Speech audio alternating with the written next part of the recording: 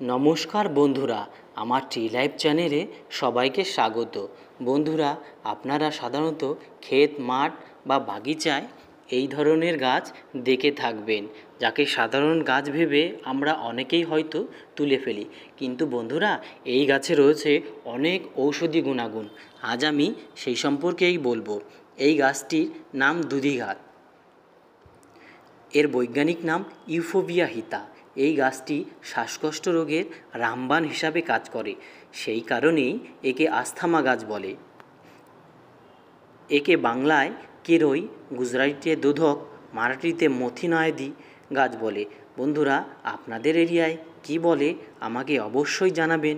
আর আমার এই tree life চ্যানেলটি সাবস্ক্রাইব করে বেল আইকনটি বাজিয়ে দেবেন, যাতে করে এই রকম নতুন নতুন ভিডিও আপনারা খুব সহজেই পেতে পারেন। এবারে আসা যাক এই গাছটির গুণাগুণ সম্পর্কে। বন্ধুরা, এই গাছটি শ্বাসকষ্টতে রামবাণ হিসাবে কাজ করে।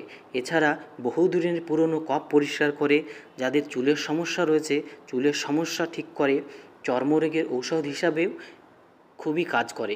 বন্ধুরা, এই গাছটিতে প্রত্যেকটা পাতার কাছে দেখেছো ফুল রয়েছে। এটাই অন্যান্য গাছ থেকে একে আলাদা করে। এর হলুদ রঙের ফুল খুবই আকর্ষণীয়, হালকা একটা গন্ধ আছে। এই গাছটির আমাদের সকলের উচিত এই গাছটিকে রক্ষা করা, যাতে করে এই বিভিন্ন রোগ থেকে আমাদের মানব সমাজ মুক্তি পায়।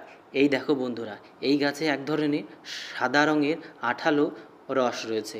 এটাই অন্যান্য গাছ থেকে একে আলাদা করেছে। কোথাও কেটে গেলে এই গাছের রস যদি সেখানে ব্যবহার করা হয়, খুব সহজে সেটা সেরে যায়।